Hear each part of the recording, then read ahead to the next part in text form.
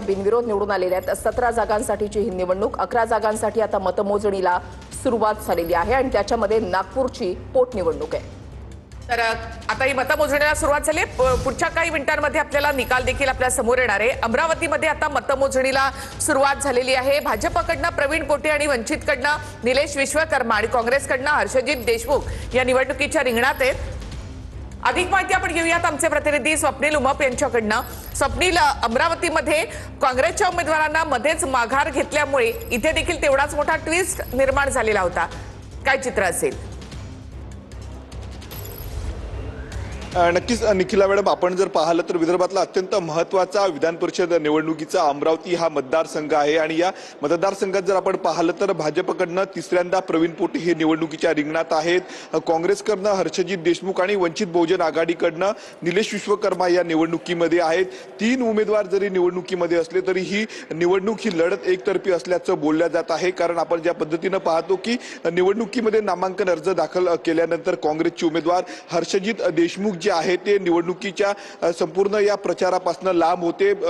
तब्येतीचं कारण देत जर आपण पाहिलं तर रुग्णालयात त्यांच्यावर उपचार सुरू होते। दुसरीकडे जर आपण पाहिलं तर वंचित बहुजन आघाडीच्या उमेदवाराला काँग्रेस जे आहे ते पाठिंबा देईल अशी स्थिती होती, परंतु शेवटपर्यंत ही पाठिंबा दिला नाही। दुसरीकडे अमरावती महानगरपालिकेतल्या नगरसेवकांनी तटस्थ राहावं आणि मतदान करू नये असं फरमान जे आहे ते काँग्रेसच्या नेत्यांनी काढलेलं होतं, परंतु त्या फरमानाला न जुमानता जर आपण पाहतो नगरसेवकांनी या निवडणुकीमध्ये मतदान केलं। मागच्या निवडणुकीचा जर इतिहास पाहिला तर काँग्रेसकडे 100 पेक्षा अधिक मतं या निवडणुकीमध्ये होते, परंतु काँग्रेस उमेदवाराला जर आपण पाहतो 17 मतं मिळाली होती। मोठ्या प्रमाणावर काँग्रेसची जी आहे ती मतं त्या निवडणुकीमध्ये फुटली होती। तीच परिस्थिती जी आहे ती या निवडणुकीमध्ये असल्याचं जे आहे ते राजकीय विश्लेषकांकडनं बोलल्या जात आहेत। भाजपनं अत्यंत सूक्ष्म नियोजन जे आहे ते या निवडणुकीमध्ये केलेलं आहे। पालकमंत्री चंद्रशेखर बावनकुळेंच्या वारंवार अमरावतीमध्ये जे आहेत त्या नगरसेवकांसोबत त्यानंतर मतदारांसोबत महत्त्वाच्या बैठकी झाल्या। त्या प्रमाणात काँग्रेसनं मात्र जे आहे ते प्रचारात कुठलीही आघाडी घेतली नव्हती। डिजिटल प्रचार करेल असं नवं जे आहे ते नवं सुतोवाच जे आहे ते हर्षजित देशमुखांनी केलेलं होतं।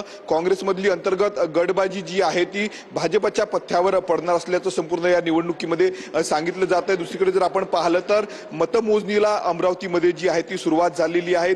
2 टेबलवर ही संपूर्ण मतमोजणी असणार आहे आणि आपण जर पाहिलं तर पुढच्या काही मिनिटांमध्ये जे आहे ते संपूर्ण स्पष्ट चित्र होणार आहे। भाजपचे प्रवीण पोटे पुन्हा विजयी होईल असा विश्वास जो आहे तो भाजपच्या स्थानिक नेत्यांना आहे, तर महायुतींना या ठिकाणी असल्याचं पाहायला मिळतं। तशा आशाचे धन्यवाद माहितीबद्दल।